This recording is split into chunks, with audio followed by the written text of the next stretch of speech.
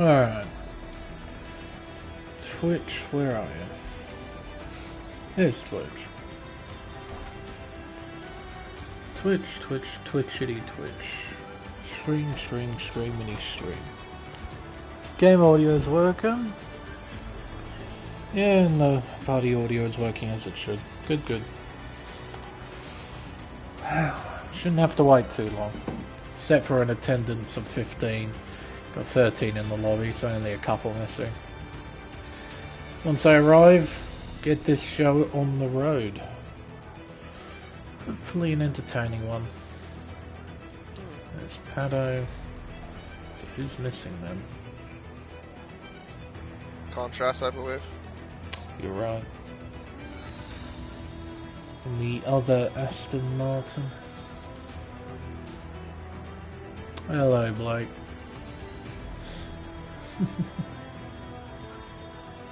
It would be nice to have Kevin Durant in the commentary box. Yeah, except I'm not Kevin Durant, but it's whatever. Oh.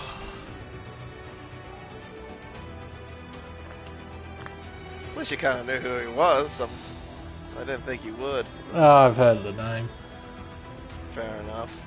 Kevin Durant with the bucket. Yeah, one of the best small forwards, I'd say, in the game. No doubt about that.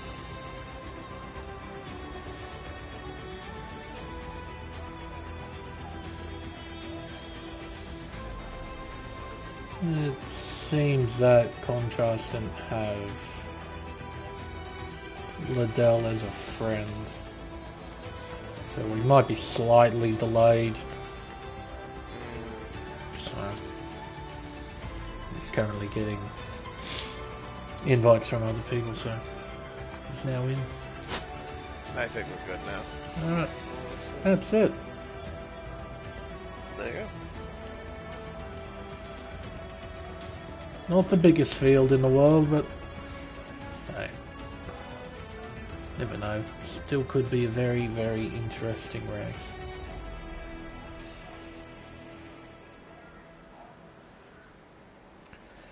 Just waiting on the ready up signal now from Mr. Liddell, and once he gives it, get on the way. There it is. Right on cue. Nice and not so late for a change.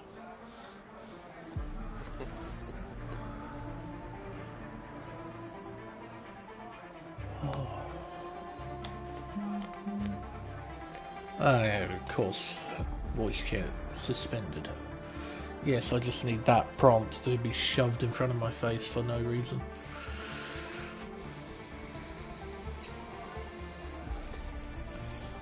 Alright. Timer hits 0, start the spiel as per usual.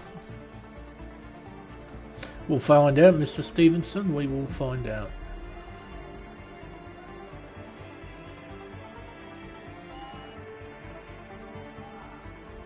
Hello everyone and welcome to round 11 of the Elite Series here on Race Spec Esports. I'm Lane Everingham, your lead commentator for this event, and for tonight we'll be competing at Autódromo José Carlos Pace for the Brazilian Grand Prix.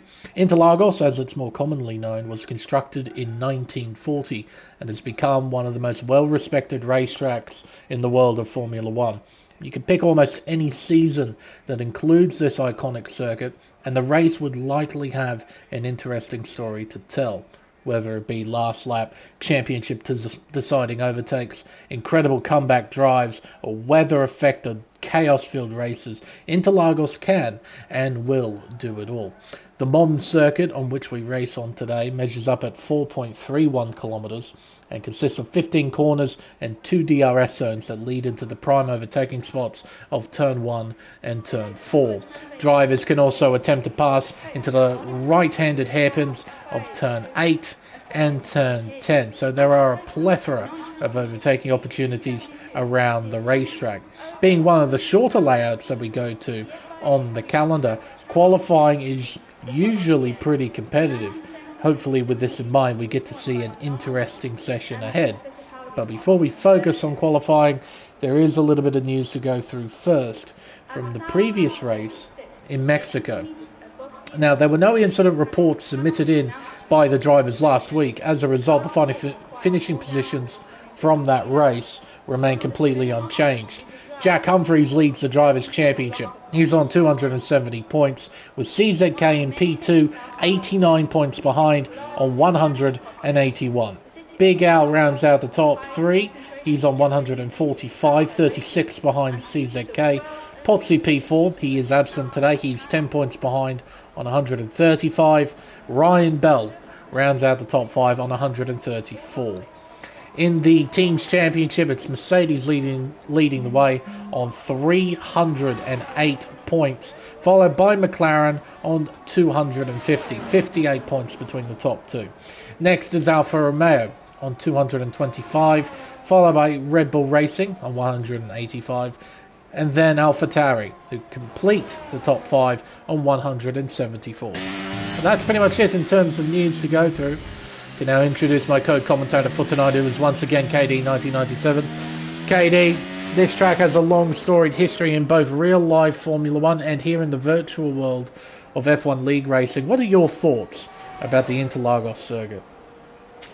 Well, as you've said before, it's a track that has a lot of story to tell, whether it being chaos or some sort of eventful thing that happens around this racetrack. But it's a racetrack that the modern fan, or actually past fan, old fans would tell you that it's one of the best tracks in the world, pretty much in Formula 1, just for it being really good racing in general. Of course, it's got some tight technical sections and plenty spots to overtake as well. But we'll see what we got in store for tonight. But yeah, I always thought though that this place should always be the final round of the Formula 1 World Championship like it used to be, but of course it isn't anymore. But yeah, no, it deserves to be back in. Well, I know it won't be for anytime soon, but I feel like it should be. I think a lot of people would agree with you. I mean, this racetrack has developed some of the highest racing quality we've ever seen in modern Formula 1. So I think it's more than earned the right to be a championship finale racetrack. But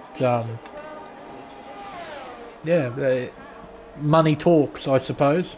That's what you got to realise.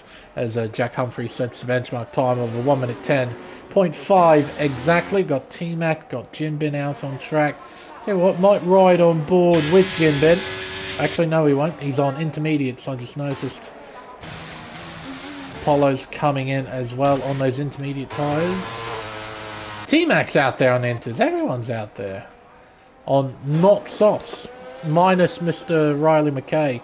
He's out there on a set of softs right now, making his way through the middle sector. Actually, this race, rather last night's race, the sprint, proves how excellent this racetrack is. It's probably the best sprint that we've seen all season. Yeah, no, it has plenty of action almost anywhere, in almost any parts of the field. There's the first time, a proper time pump with a 1:08.6. Kick it off. Okay, it actually beats that time with a 1:08.1. That's Spicer with a 1:08 flat. Times are tumbling already, KD, at the beginning stages of qualifying. Yeah, pretty much. Pretty much. I was thoroughly impressed with how good the racing was in that sprint. As there's a Haas on the inside there. That would be ACW, who I believe is now full-time in that Haas seat, which might actually give the team an opportunity to try and score some points. They're still on naught. After 10 rounds of this championship, Haas are still on 0.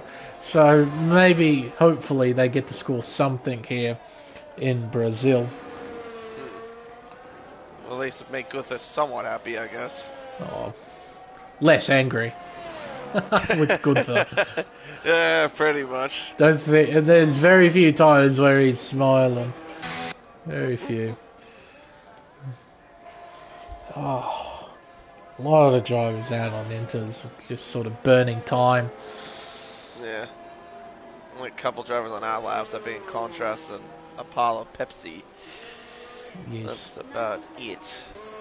But yeah, a couple drivers on the hards, as we've seen on the screens, of course, with Humphreys doing his time with 109.8 and Pato. I said Pato. Pato. I apologize. 112 flat is the time he did. I'm not sure if that's a representative time, considering that the cars ahead of him were intermediates. Well, a couple of them at least. Yeah, he might have just did a chill lap just to try and get comfortable with the car, get comfortable with the setup. He'll push on later in the session. Contrast is about to begin a flying lap. I ride on board with the Aston Martin driver, give you a tour of this 4.3 kilometre racetrack. Into turn 1, the beginning of the center S, down to 4th gear. Get back on the power, head through the corkscrew, and now around Curva de Sol, turn 3. Hugging the inside line the whole way round, he'll open DRS and head down the Retroposta towards Descida do Lago, turns 4 and 5. Braking at the 100 board, down to 5th gear. Uses plenty of the outside curb. No use of the inside curb at turn 5. Just uses the tarmac as we head through turn 6 and turn 7. Up into the hairpin of turn 8, down to 3rd gear, back on the power as we head around the left-hander, turn 9. Up to 4th, up to 5th as we head into the hairpin at turn 10. Little wiggle on the brakes, but he keeps it under control. Down through the left-hander of turn 11, a notoriously difficult corner. Now into Junsao, turn 12. Important that you get a nice exit here, so you max it through turn 13, around turn 14, and up towards the final corner, turn 15. That's one lap of Interlagos, and Contrast will set at 1 minute 8.631. Just 4.5 tenths off Riley McKay in P2. Yeah. I did notice he made a couple of errors, one of them which being that the center S, he used a lot of the inside curve. Yeah, the thing about turns 1 and 2, that kind of makes up a little bit of your lap in the first sector, obviously, because if you get that a bit wrong, either by going too deep, oh dear, as I saw Mercedes going sideways there, whilst I was on board with Pump. Yeah, it kind of makes up your lap if you get it right or you get it wrong, basically.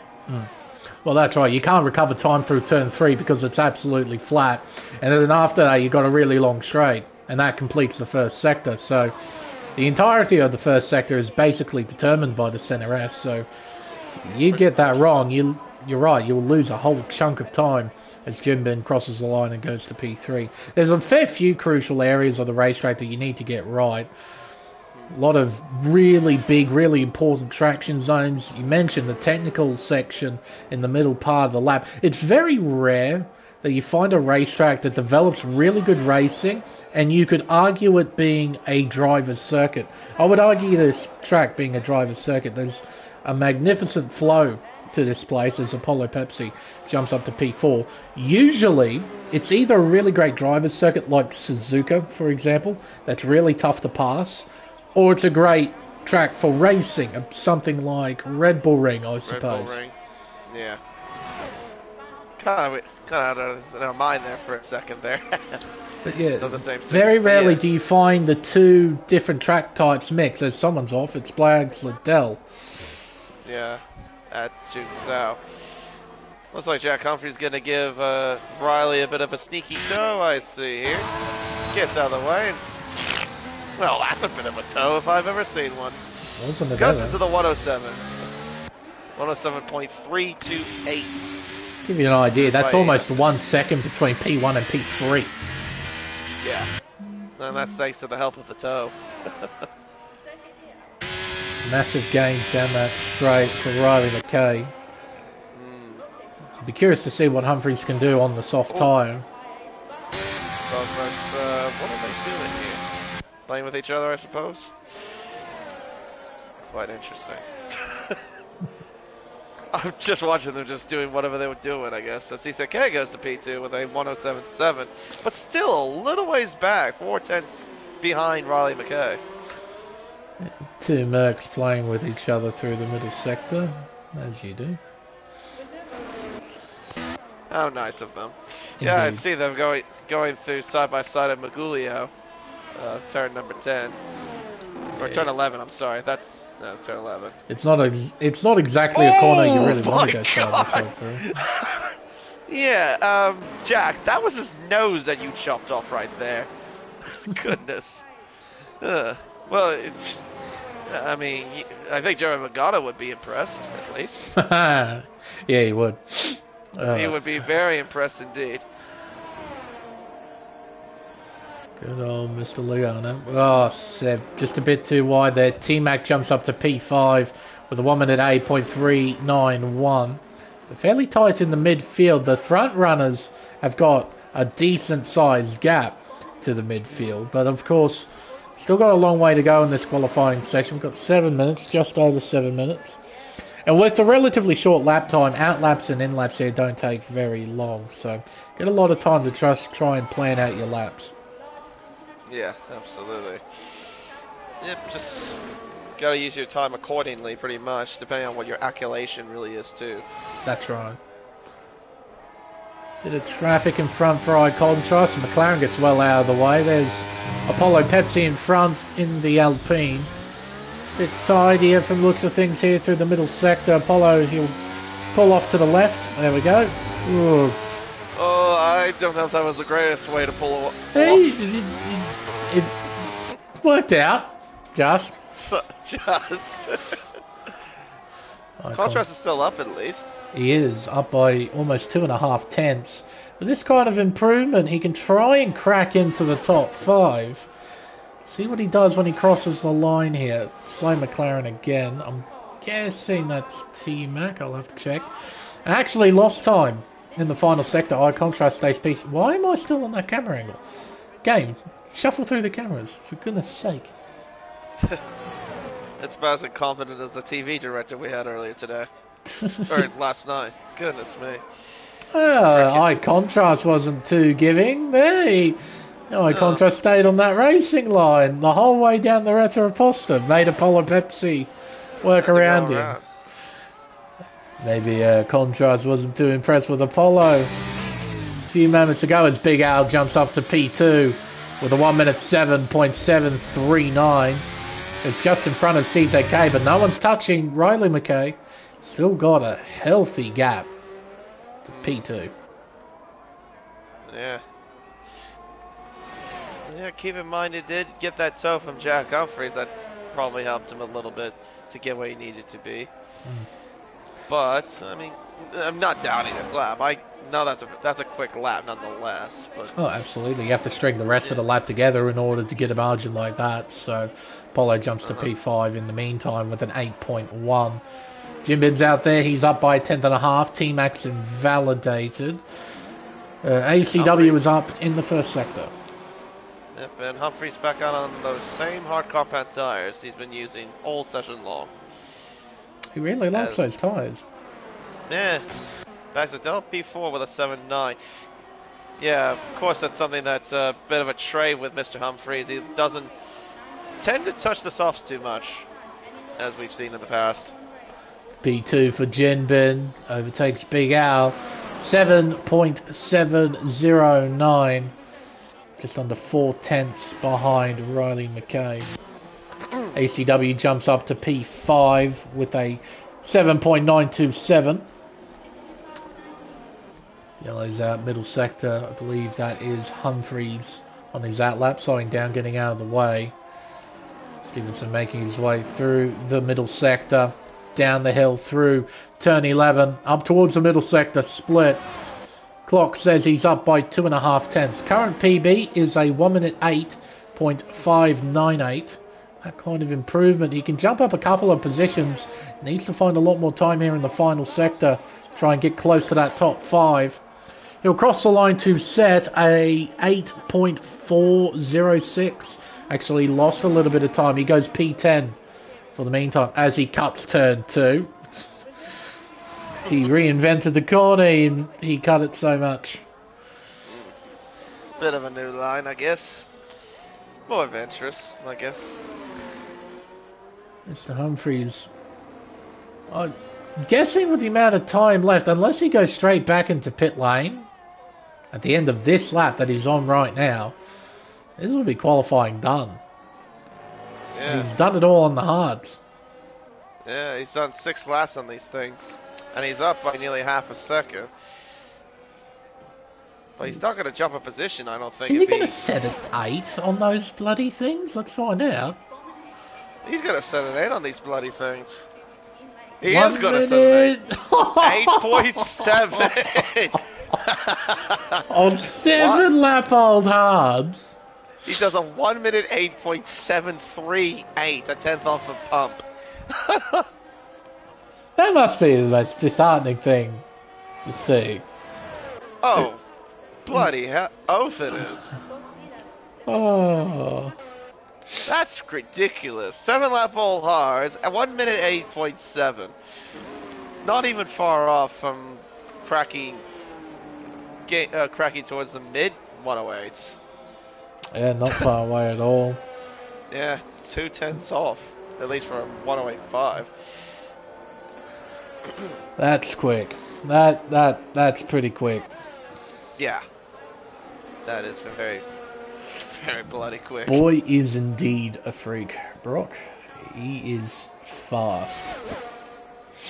Yeah, he's definitely a freak of nature, I guess you could say. That's quick. On the tyres he's on, that's quick. Again, it's just hovering at this angle. Why is it hovering at that angle for so long? What, you like looking at the grandstand on the main straight game? Is that what you like doing? Nice reroll shot, like that gives me anything. Clock says to the first sector the pump is up by 55 thousandths of a second. See, that's you. That little graphic's more useful than any of those camera angles the game gave me.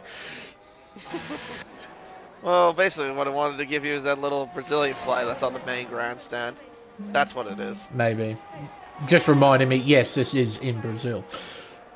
Yes. McKay is up by 17 thousandths to the first sector. This needs to be the mother and father of all middle sectors if he wants to improve on his PB. He doesn't have his teammate for a tow, so he really needs to send it through here, try and compensate for the final sector.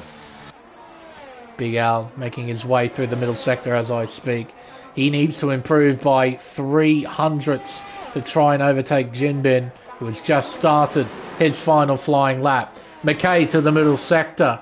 Improves by 1/10.5 as he comes out of Junsao and heads up the hill. It's a flat-out charge around the final sector, heading up towards the final corner. DRS open towards the line. McKay will set a 1 minute 7. Oh, he just misses out on his PB by 400ths of a second. Hey whiz. That's without the toe. Oh, Jinbin. That was a bit of a moment there as I watched you. There, sideways. Big Al across the start-finish line, surely to set a 7-7. Does not improve on his time at all. And I think Jinbin's done. He's backed off completely. So qualifying done then for the Alfa Romeo driver, and it looks like it's done for Apollo. ACW's invalidated. Bags Liddell is lawn mowing. T-Mac is not improving. Down. No one's improving. Pump is onto the grass. Oh, that's at turn 7. I'm like, where's that on the racetrack? Oh, I know where it is. That's it. That's qualifying over. Yeah. Almost no one improved at the end of the session. Nope. Nobody did at all. They came close. A couple did, from what we saw. But that's it. Mr. Riley McKay will start from pole position. And even that lap time he did right at the end of the session, that would have been more than good enough to take pole by a big margin too. That's a mega effort. Yeah. Had a ton of pace in that car. Had some help in the middle of the session, but that final lap, that was more than genuine. More than deserves his position at the top of the board. Results then from qualifying. Riley McKay will start from pole. Jinbin will start alongside him on the front row. Big Al will start from P3. CZK P4, so very decent qualifying then for Alfa Romeo. Polo Pepsi P5. Spicer P6. Followed by ACW Bags Liddell. Roscoe finishes inside the top 10. T-Mac rounds out the top 10. And we have High Contrast P11, followed by Stevenson Pump. Humphrey setting a time on the hards that were good enough for 14th.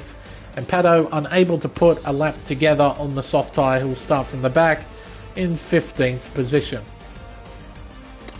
race time in Brazil. Didn't get any messages about weather, so I'm going to assume it's dry for the race. Yeah. I've got nothing as well, so I guess we'll stick to that. What you just said. Yes, it's dry. Yeah, it's dry. With Slightly, a bit of clouds, though. Yeah, it's slightly overcast, so... And we have it on approximate. It's not perfect weather forecast accuracy. Won't be... At least it's not that giant... Yes. Remember that giant storm cloud on Friday? Oh, God. At least it's not just darkness incarnate making its way towards the racetrack. Whatever that thing was. Yeah. The next night's race is supposed to be in 2 weeks at Vegas, not now at Interlagos. It's a prelude for things to come. Actually, a fair few comments pointed out the idea of Interlagos being a night race isn't such a bad one. Interlagos has definitely got more of an arena-style layout, so baking it all in floodlights wouldn't be such a bad idea. Certainly give it a unique atmosphere. Yeah, if they put more lights into the track, I guess you're not wrong about it. That would be pretty cool. If you think about it. Also, at least a good thing too, from what I've heard, is that they're extending for another 7 years. Yes, all the way up to 2030, which is some of the best news I've heard all year. It's good to see that this track isn't going anywhere. So, or at least it's written down on paper. It's not going anywhere. We'll see what the future holds. Yeah, at least it's not going to Rio. Whatever. Thank the Lord, it's not going anywhere else. Yeah, I think everyone in Brazil would be rioting if it did. Oh, the whole motorsport, the whole motorsport community. It's well known. This is one of the best racetracks in the world. Why skip it for anything? Even for money. Why? Yeah, correct. Don't worry, they got Vegas. They'll earn money there. They'll earn a lot of money there. Oh, God. Not that the residents are too keen for it. Don't worry, they're paying out of their own pockets for the construction. And suffering for it. Drivers are lined up ready to run. We have 5 red lights. We're underway here in Sao Paulo. It's a nice start from the front row. Riley McKay should hold the lead into the center S. Bit of scrapping in the midfield. Drivers try to sort themselves out. Heading down the corkscrew. Big Al trying to take second from Jinbin. McKay is flying off. Down the road. Down the Retroposta. Already 6.5 tenths in hand. Big Al trying to go around the long way here at turn 4 to try and keep P2. Jinbin's fighting back though. As they head up the hill, they make contact and they keep it straight. Somehow they keep it straight. CZK gains advantage from it. He moves himself into P3. A little bit of rubbing, KD, but the start, it looks pretty tidy. Yeah, got a bit interesting there with Al and Jinbin, that's for sure, but we got a little bit of scrapping as well. Down towards the back as well. Oh, dearie me. Hello, that is the mark of Jack Humphrey trying to move over some spots. Pato trying to battle up Blake Stevenson as well as they make their way through Bagulio for the first time in racing conditions. But otherwise, it's a clean start nonetheless. Fantastic stuff from our race leader, Riley McKay. 1.1 seconds in hand as he ends the first lap of 36 here at Interlagos. Top 7 cars, all of them on the hard compound tyre. Only 2 drivers on the mediums. iContrast and Pump has just been overtaken by Stevenson. Stevenson and Pump battling away for 13th position. There's a few battles up and down the order. But everyone, I think they've gotten through the opening lap shenanigans. They're all lined up now, ready for the long race. But man, the rest of the field have got a lot of work to do trying to catch up to McKay. It might only seem like 1.3 seconds, but I can assure you in a tier like this, that's going to take a lot of work to try and catch up. Absolutely. No, in McKay's pace, we saw in qualifying. We know how fast he can be. If he can maintain this, he definitely will be set for a good race. For sure. Aldo needs to get a move on for well, at least for sure for his sake. And right now that gap is increasing. It's gone up another couple of tenths. Yeah, 1.7 now. Growing and growing. Okay, fastest lap of the 10.7. No one can challenge that from Mr. McKay, and he's continuing to extend that margin at the front of the field.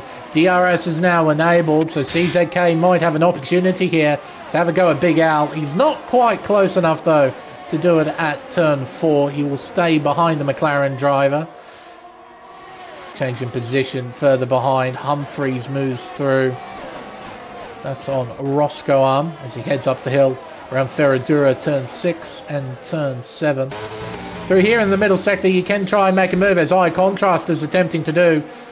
He's battling with Apollo Pepsi, looking around the outside, and this will turn into the inside here at turn 10.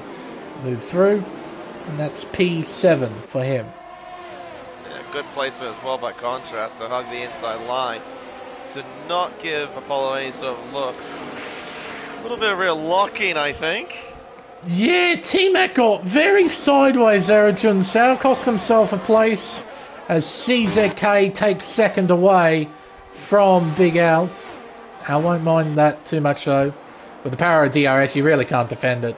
You just got to sort of let it happen. Maybe try and get him back here down the Retroposta. No, CZK's got margin.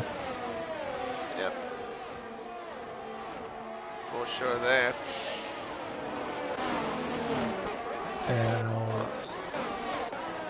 Not much going on here in the mid-pack. Might keep my eyes on Mr. Humphreys. I reckon he's going to try go for the moves that you don't normally go for. Humphreys, will he try and send it? He shall. I had a feeling. We all had a feeling there. Max trying to fight, but I don't think he can do much, really, with Humphreys' pace. Holy Liddell could have been sneaky there and returned the favour at turn 10 if he wanted to, but he elected to just stay behind the Mercedes. Says, alright mate, I'll give you the position. Just carry me along for a bit, eh? Drag me to the rest of the field in front. Allen's making a change on CZK. That's before the first corner at the center. Nicely done by the McLaren, but I know CZK is going to fight back at turn 4 down the Retroposta towards the Dia del Lago. We'll see if he can go for anything. And the answer is no. He'll stay behind, at least for now, behind the McLaren. Yeah, considering that battery, he's got 78% next to his name. Al a bit less, he's on 60. And Riley McKay, you kind of expect this. He's lower than the pair of them. He's sitting at 40%, which is healthy. It's a nice amount of battery to have in your reserves, but yeah, it's still less. So these guys will have a bit of extra push time with the battery here at this stage of the race, and it does explain a little bit why McKay hasn't continued to pull away. Just trying to save up that battery now, not be too greedy with it. Just keep a consistent margin. It hasn't increased, but it also hasn't decreased. It stayed at about 1.8 seconds as CZK down the inside at the final corner will move through into second place. And here comes Humphreys, just giving Apollo literally no answers for that, and he moves through into 8th position.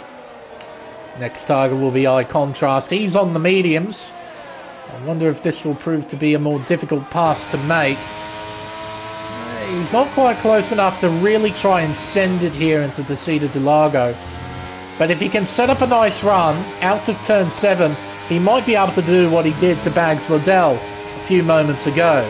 Let's see, through turn 8, the rotation's good, the exit's good, send, yeah, there we go. Again there, and Contrast just doesn't bother fighting it. Just lets him through. As soon as he saw the Mercedes just darting to the inside, he's like, yeah, mate, it's yours, go, leave me alone. Just leave me in peace. CZK though is starting to claw back a bit on McKay. I'm noticing the gap now is nearly 1.2 seconds less than that now. I'm guessing McKay must have made a mistake. There's no way he would have been able to. Oh no, I've just noticed CZK's dumped all his battery. Look at him. He's all the way down to 30% now. He was up at about 85 the last time I checked. So no, maybe McKay might have made a small mistake. But CZK's turned on the battery. He's hunting down the race leader. Yeah, he's not far off. And if he does get DRS, he's definitely going to be in the mix. Definitely for sure. Well, this has to be the critical lap. He's 1.2 seconds behind. He has to make this lap count. If he lets him meander, I feel that McKay will be able to keep CZK at bay. Proof from qualifying of how quick he was with one lap pace. See here through the middle sector, the gaps going back and forth, but CZK, he's not able to get within that 1 second range. Still has a bit of extra battery in reserve, which may prove critical in this battle. What's also critical, there's 1.2 seconds between CZK and Al, so top three have started to spread out, and Al might be vulnerable to Jimin. Oh, contrast problem. Yeah, lost a bit of time there. It looks like he made a mistake at Jun Sao. Not going to be good news for him, as Bagdell up ahead of him. Trying to let him move on a Polo Pepsi into turn 1. Turned on the afterburners heading into the center as he gets through. And 8th position is his. Oh, and look now, CZK, 7 tenths behind. He's used all of the battery to pull this off. Yep, that's critical. They're both low, but yeah, CZK's in the single digits. He has spent everything to try and catch up to the race leader, and now he has the task of not letting that gap get any greater than a second. Just stay behind the race leader, maybe try and cheekily recharge those batteries, perhaps try and set up something later in the race. He won't go for it right now. It's only lap 8 of 36. He can afford to be patient and just build up reserves, build up a surplus of battery, and then try and set up a proper attack. Try and get the race lead and hold it for as long as he can. Further back. Might be a pass here for Pump. Looking around the outside, he'll get it done. Apollo gets Bags back for P8. A bit of back and forth battling. T-Mac. Oh, off the road is Stevenson. Off the Rolex advertisement at the center S. Humphries, meanwhile, not close enough to do anything. Bags Liddell fights back at the Retro Buster as DC is a logo. Back to 8th place he goes. Apollo's close and he's gaining into turn 8. Oh, and Humphries again, another send. Oh, the same corner he did before. ACW's not making it easy though. Yeah. Yeah, but he got the pod. He gets it. He got it. He got the move done. That was a little harder. How will ACW respond? Will he try and get him back heading into the center race? Look at the traction. Humphries gets out of turn 12. Darts away from ACW. The gap half a second already. How much traction does that Merc have? That's insanity. Bison moves ahead into 4th. Nice move on the outside. Polo Pepsi gets Bags Liddell back, heading into the center S. There's battling everywhere. Spicer trying to line up something here on Big Al. He's close. Oh, he's backing off actually. He doesn't want to try and battle Al just yet. Yellow's out. Yellow Stevenson. Yeah. Bison really had a huge moment as well. Got to cover to Soul. Had too much curb as well. Unnoticed. Here comes Humphries. Okay, he goes on the inside of Jinpin this time. And 4 times he's pulled that move off at turn 7. And he's made them work. Well, credit ACW made it harder for him, but that's still nonetheless. You know full well if Banana Cake Pie was watching the stream, he'd take full credit for every overtake Humphries is making at that corner. You know I that. know. Yeah, knowing him too well, that's absolutely true. Banana calls that overtake the thing. The thing. When you dive down the inside of turn 8. He's really good at it, Banana. It seems that Mr. Humphries here He's quite good at doing the thing as well. He moves in front of Big Al. He goes into 4th place. Now has an opportunity to go after Spicer. Down the retro poster, he looks to the inside. He'll move into P3 with ease, and now has his sights set on CZK. 2 moves done in 3 corners. Interesting things there. Makes it look easy. He does make it. He really does make it look too easy. It kind of sounds like what kisses rear end a bit, but I mean he's just so quick though. We all know this with Humphreys. Well, it's genuine. He does make it look easy. If I try and do that, I crash into the guy in front of me, and then I have to write a long apology about it for me being a dum-dum. So, credit where credit is due. When a guy is able to overtake like that at this level, you got to give credit to it, man. It's quite impressive to watch. And look at Humphreys. He's now in the mix with DRS on the top 2. Might have a battle on here for P11. 3-car scrap. T-Mac, Roscoe going after high contrast. Almost 3 wide heading into the center S. T-Mac looks around the outside, turns to the inside at turn 2, and moves in front into P11. But I don't think... Oh, he will give himself DRS. Oh, and contrast has DRS too. That Aston's quick in a straight line. That's a terrible camera angle. That's also a terrible angle. We're right on board with the 2 then. Contrast moves in front. Back in front into P11, and there's an angry looking Ferrari. Roscrom right behind, and GeForce Pato just hovering, just chilling in P14. Love this track. Battles everywhere. Yeah, everywhere you look. Just amazing to see. Now Humphreys joining the party at the front of the field in fairness, so he's got company. Spice has stayed within that 1 second range. And Spice has used Humphreys pretty well here as Jinbin tries to set something up on Big Al. Can't quite get it done. Heading through the center S. Yeah, it just wasn't close enough to do anything here. Well, I reckon that CZK is going to be close, but no, he's not going to really do much of anything. Just keep using him, using Riquet as a little bit of a ERS management puppet, I guess. Oh, 3 wide action here almost. As Pato... Oh, Pato overshoots turn 4 big time. Roscoe Arm and T-Mac move back through. Pato rejoins in P14. Went down the inside at turn 4, completely overshot the corner. But hasn't lost a great deal of time to the 2 drivers in front of him. So the battle rages on between those 4. And the battle is raging on at the front. McKay with CZK right behind. The gap sits at 4.5 tenths of a second. Great traction as well from CZK to try to pull away as best he can on the Merc behind him. Closing up on the Merc in front of him. Of course, same story. Doesn't really go for anything. But he's got a decent charge of battery in reserve. Is he waiting for the right moment? I feel if they meander for too long, perhaps Humphreys could try and set up a move.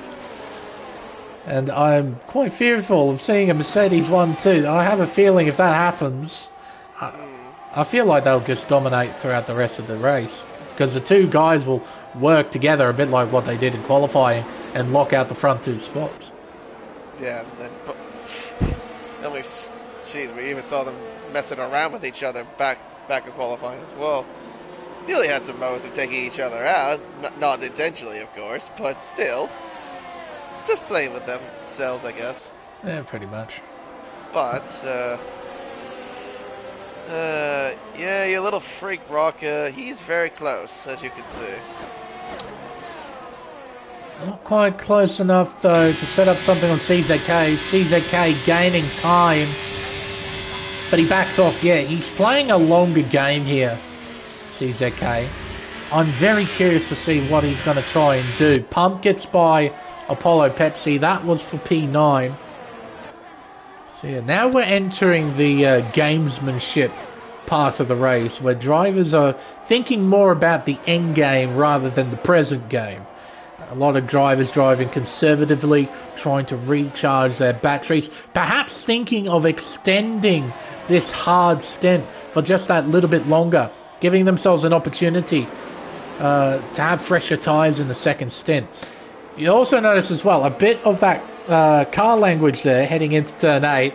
CZK darted ever so slightly to the right when he saw Humphries closing it. It's just ever so slightly to the right, just before where you normally turn in. So he's got one eye looking back and the other eye looking forward. So yeah, in a very conservative mindset. He's not pushing 110% right now. And I imagine a fair few of these guys are probably doing the same thing in this train.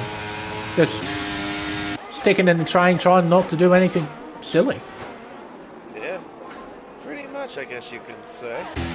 Pretty much a whole 6-car train that we've got. Maybe it will be 7 once ACW can try to catch up if we can. Seems like it. But close. Yeah, but Pump has DRS, so Apollo can't set up a move, but Roscoe Arm can. Looking around the outside, heading into Descida do Lago. He moves in front, takes P11 as Stevenson pits in. Soft tyres, I believe. That is soft. He's saying, screw it, I'm going to just go out there and drive as fast as I can now from here to the end of the race. He'll probably have to make another stop, but I don't think he really cares because he knows his race is done unless there's a safety car. Back into the race, but like I said, all right, up 17 to 36 we go.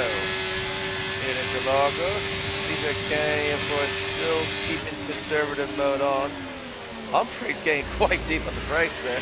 Oh, so did Spicer. He got very close to the rear end of that Merc. He did.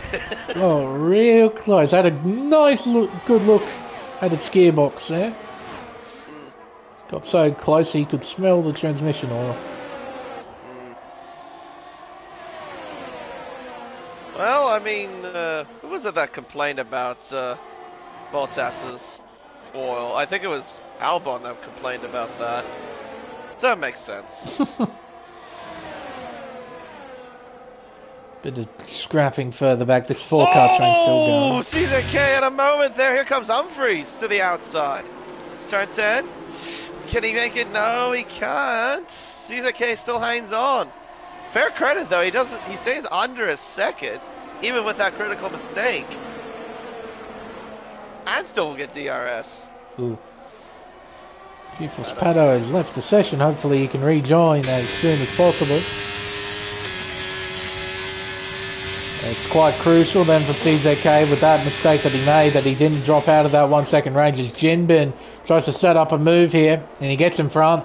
P5 is his as Bags. Liddell pits in to get off those hard tyres. Likely put on a set of mediums. Try and go to the end of the race on those. ACW hovering at the back of the train now, so this is a 7-car train battling for the race lead at the halfway mark of this Brazilian Grand Prix. What a race we're going to have in store, it seems, for these 7 cars, if we keep it that way. Well, I imagine pit strategy is going to scramble that's things up. That's a bit of a touch there, Al. I saw that. A little bit of a touch, a little kiss of the rear of that Alfa Romeo he gave him. Also got the 3-car train battling for P10.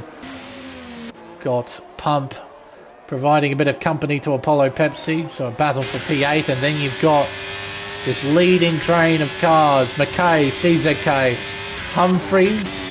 Hello, a change for the lead. CZK gets in front at the beginning of lap 19 of 36 here at Interlagos. Will McKay get him back, or will he stay behind, KD? Well, let's see. He's got all the battery he wants to play with. I don't think he'll be close enough to do anything. Yeah, no, he won't do anything. Didn't turn on the battery either, so he's playing a longer game. Doesn't want to think about the here and now. He just wants to wait. Try and burn up a few laps. Get closer to the checkered flag, and then maybe we'll start seeing some more aggressive moves. Now CZK, he has a clear track ahead of him. Needs to get dialed in. Hit those apexes. Can't afford to miss any. Stevenson retires in pit lane. He's had enough for the day. First and only retirement of the race so far. A little traction as well from CZK. Try to pull a bit of a gap. Okay. We'll still get the DRS. CZK, does he...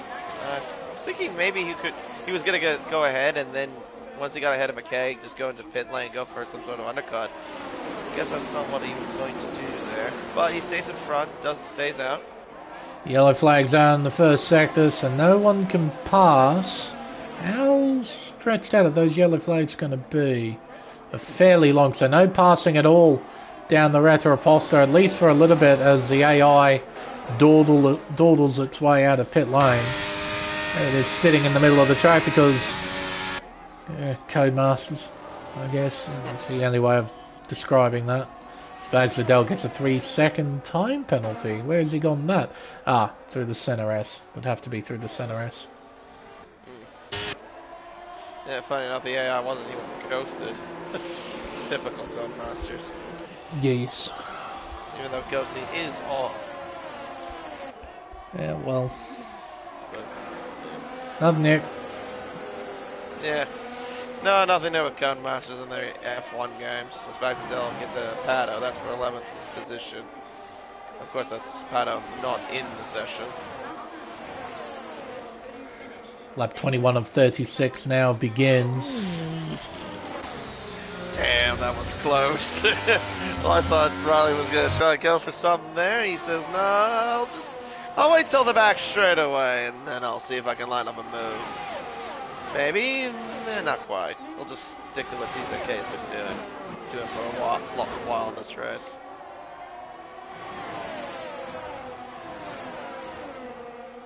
When will the drivers pit? I'm assuming KD. A couple of these guys will be tempted to go onto the soft tyre for the second stint of this race, as Humphreys gives his teammate a little bump there at turn 8. A little bit of a bump, I guess. Friendly bump. Yeah, I have a feeling a few of these guys will be pitting onto softs. Yeah. Well, if they pit now, that's going to be, what, 15 laps they'll have to do on those cars? So, it's a bit lengthy, but maybe it could work. I don't know. K's in. Alright. T-Mac time penalty. Jimbin's in too. So one of the Alphas is following one of the Mercedes, and those are medium tyres for McKay. What about Jinbin? 5-second penalty too for speeding. These guys pitting onto mediums. What about pump then? Soft, surely. Yeah, look like soft tyres. Okay. Interesting what we're gonna see then, I guess. Yeah, see, I thought CZK would have been the first driver to peel in, just because after he overtook McKay a few laps ago, I would have thought he would have tried to do something, get a bit of clear air and go for a sort of quali laps. Mr. T-Mac going around the outside of eye contrast. Gets it done at turn 4 and moves up to P11. Pretty straightforward, I guess.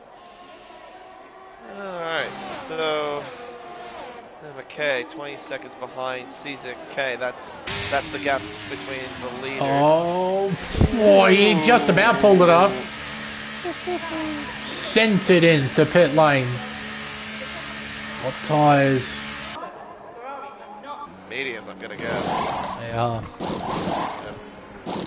That's for everybody that's in pit lane. CZK, ACW, and Big Ale. All on the medium tires. Humphreys and Spicer staying out.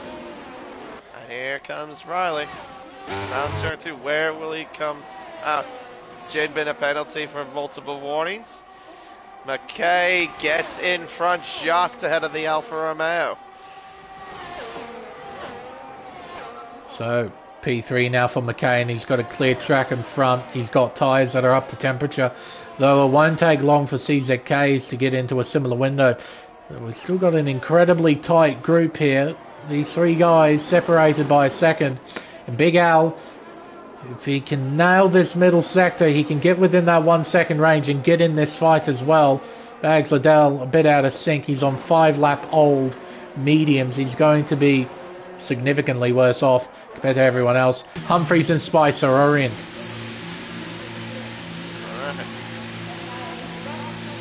So all the critical stops for the leaders have been done. Humphreys on to mediums. And Spicer doing the same.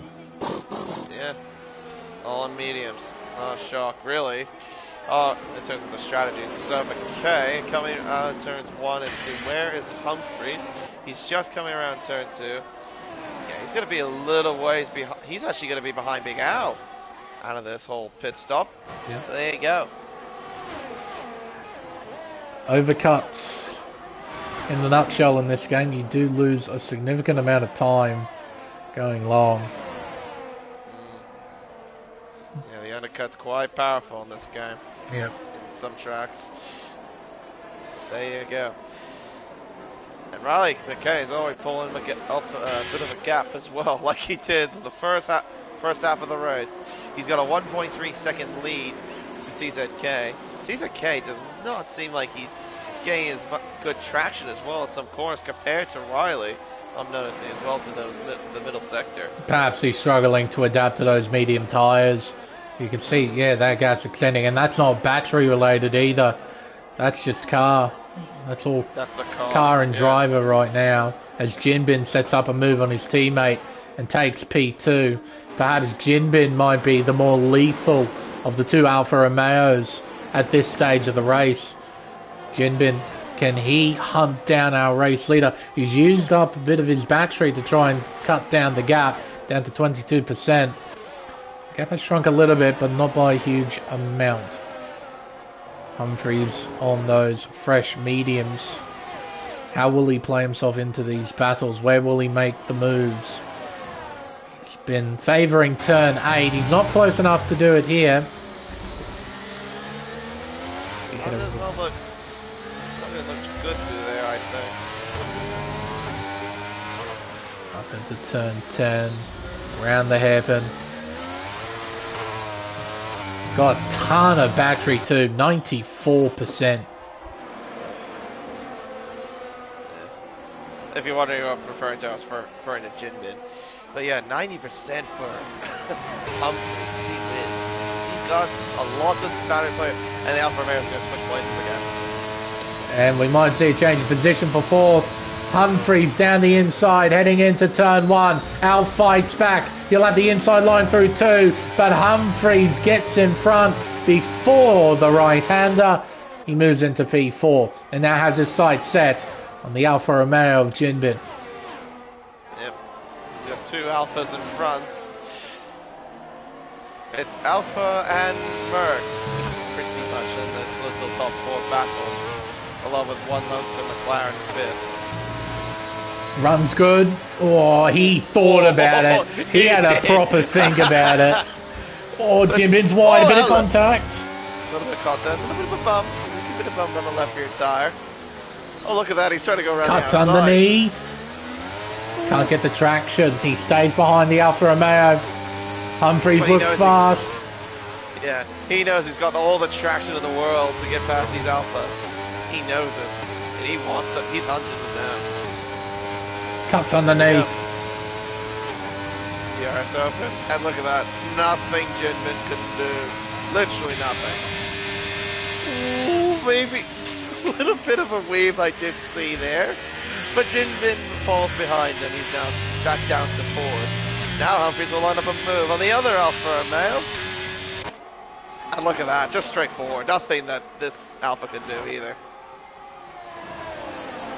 1-2 now for Mercedes, and Riley McKay, he's got a healthy margin to his teammate, and it's an Alfa Romeo 3-4 at this stage of the race as well. We've still got a long way to go until the checkered flag falls, but you got to admit, Mercedes are in a real strong position here with 10 laps to go.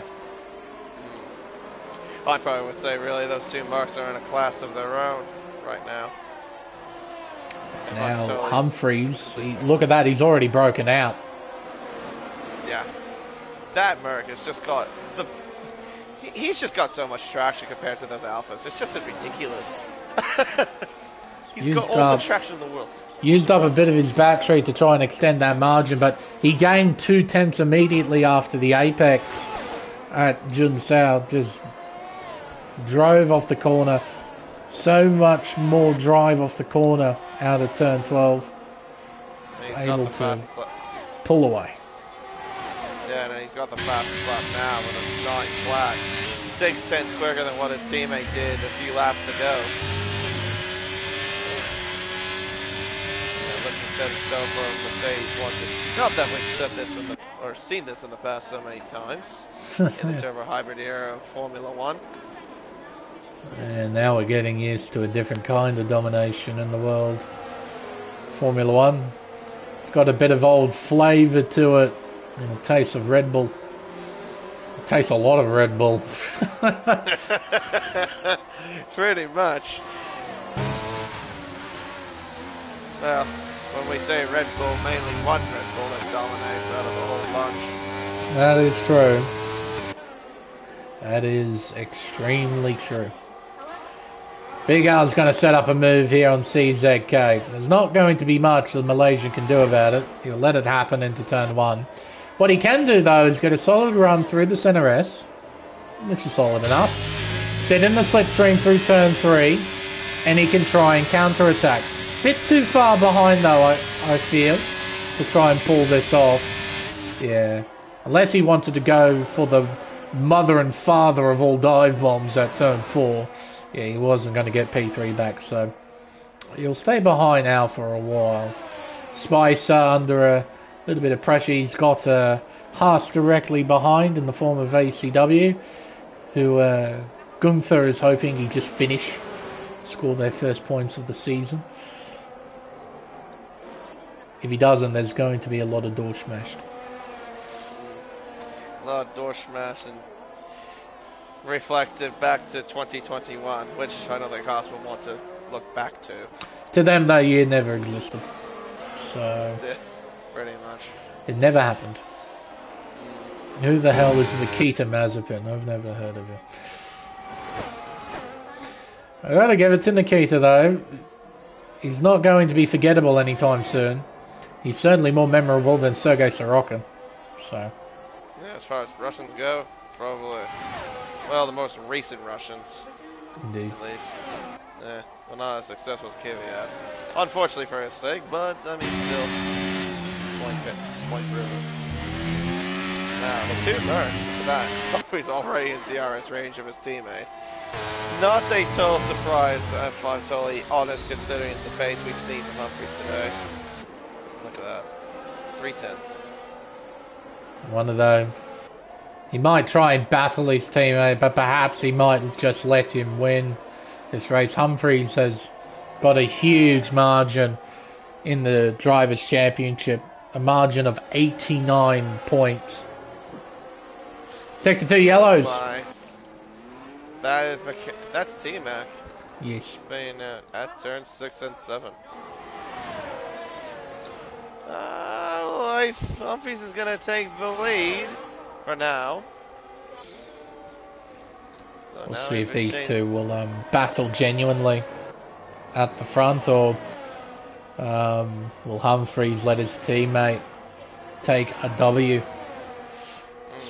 Time will ultimately tell.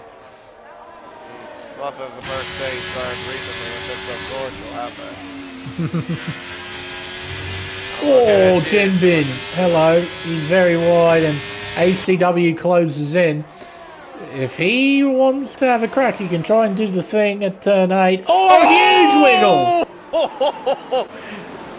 Goodness, and he saved it too. I don't know how he did it, but he did nonetheless. Honestly, I don't even think he knows how he did it. That was a huge slide, and somehow that thing gripped up enough to straighten itself out. On top of that, it didn't have too much grip to the point it would send him into the left-hand side wall. Because that happens quite a lot. Get a slide on, put a load of counter steer in, and then you realise you counter steered a bit too much. And you start spearing off in the other direction, face planting into a barrier. How do I know this? I've done it before. So, yep. It happens. I've done it happens. Well. Oh yeah. Oh, we've all done that, really. Sometimes you just panic and you just put in a bit too much counter steer. Yeah. Yeet the car over. Yeah, just saying, gentlemen, you might want to look at your underpants after the race. Yes. Just might have to. Well, now he's involved in the battle for P5. He's on the back foot, though. He's got a time penalty, and that's ultimately going to hold him back. But I'll tell you what's incredible. Just the considerable drop in lethality of the two Alfa Romeos. They just, they don't look as aggressive as what they did in the opening stint. Yeah, no, they've dropped off dramatically, have they? DJK was battling McKay for quite some time. Jinbin wasn't too far off, and yeah, now it's a whole different story in the second half. 4 laps to go here at Interlagos. The two Mercs, they're in parade mode right now as Spicer moves through into 5th place. So long as those two don't crash into each other, it should be a pretty easy 1-2 finish. But knowing them, I know they probably know each other too well that they wouldn't do that. Something stupid as that. I'm sure Toto Wolff would have said the same thing back in 2016, but here we are. Oh, goodness. Who is this Nico Rosberg that we speak of? Apollo getting close to Bags. Will he try and do the thing at turn 8? No, he won't. He will stay behind. Going to play a slightly more patient game. So the battle for 3rd, it's properly on. The battle for the win is, well, there's question marks. I don't know if these two are actually pushing 110% or, you know, they're just sort of cruising for the final few laps. But these two are definitely going to be going at it for the final 3. Al's holding 3rd for now, but CZK, he's got battery. Just a little bit more than Al, but he's also got DRS. Going to be an important factor heading into the final couple of laps. You can see CZK lifting the throttle massively just to try and stay behind. Spicer, currently holding 5th, has got ACW and Jinbin directly behind. Apollo holding 8th. Bags getting close. Not quite close enough. Stays behind in P9. It's good to see, KD, that even after all the pit stops, we still got battles up and down the field. Yeah, pretty much. Oh, it's good to see that, definitely. It's just how it is in Interlagos, and that's why we respect it so much. Around the final couple of corners, Jack Humphreys will begin the second last lap as, well, that's a signal. McKay switches off the DRS, so it could be a last lap scrap. I doubt it. I think they're just in cruise control mode. I feel like that's the case too. Now CZK down the retro Aposta. What's Al going to do? Is he just going to try and drive his best final lap to try and keep CZK at bay, or is he going to play some games here, try and get CZK by before the DRS detection zone? It's something you've got to consider because of how powerful DRS is here at Interlagos. He's got a bit of margin.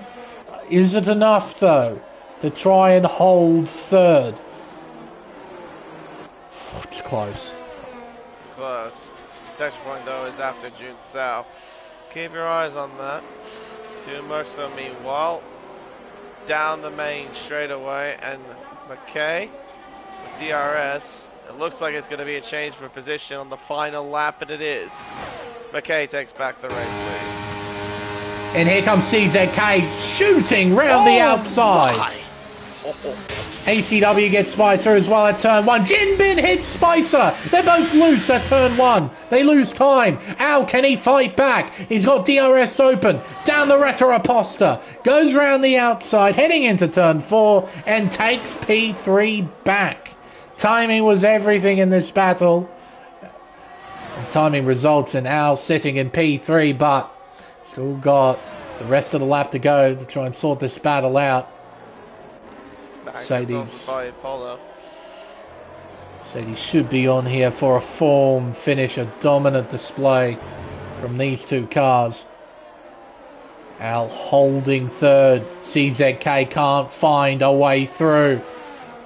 It's all or nothing now for the Malaysian. Will he go for the podium? Will he settle for fourth? He has to send it here. I don't think he's close enough. Humphries will open DRS. Turn on the battery, try and take his teammate at the line, and he shall. Humphries wins the Brazilian Grand Prix. Big Al will hold third by 77 thousandths of a second. CZK, P4, ACW rounding out the top 5. Haas's first points of the season. Yay for Haas. Happy Gunther. Happy Gunther noises. I know he's not gonna be. Oh, hello. Yeah, T-Mac at turn. That's at turn 9. He did that at. Humphries decided to go for the win there. It was a genuine battle between these two. A brilliant form finish. 65 thousandths separating the two at the flag. Both of them driving superbly. I have a feeling though Mr. Humphries will be given Driver of the Day honours. Big Al hanging on to P3. Drove well on that last lap. CZK gave it everything, but just misses out. Finishing on the podium.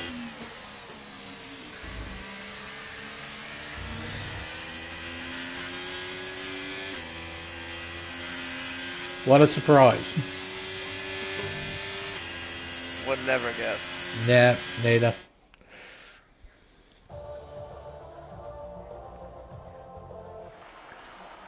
Time for the podium celebrations. Mr. Humphries takes the win here in Brazil. A 1-2 finish for Mercedes, with Riley McKay finishing in P2. Completing the podium is Big Al, closing the gap to CZK in the drivers' standings.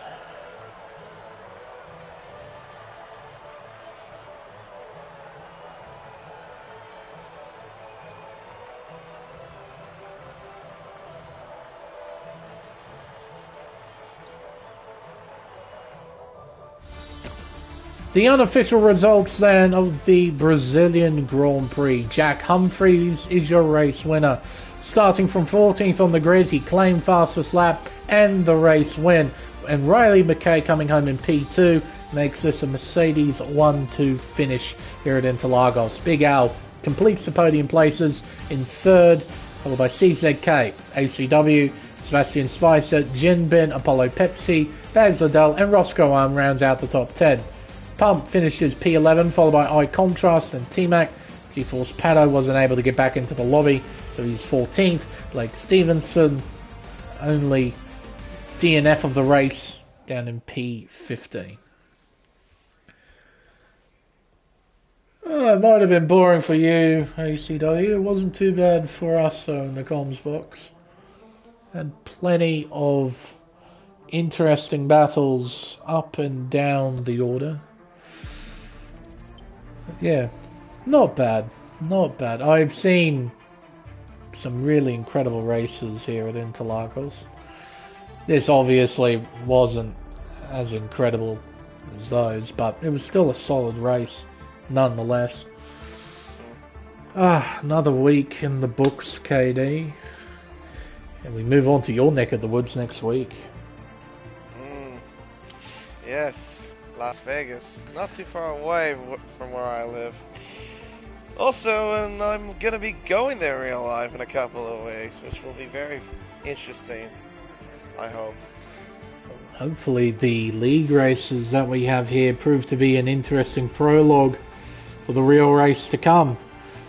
But a final congratulations to our top 3 podium finishers. Congratulations to Mr. Humphreys on winning this Brazilian Grand Prix. But I think everything's said and done. It's now time for us to end the stream. I've been Lane Everingham, my co-commentator as always is KD1997. Thank you everyone so much for watching. We'll see you next week for round 12 of the championship at the Las Vegas Grand Prix circuit for the Las Vegas Grand Prix. Until then, it's goodbye.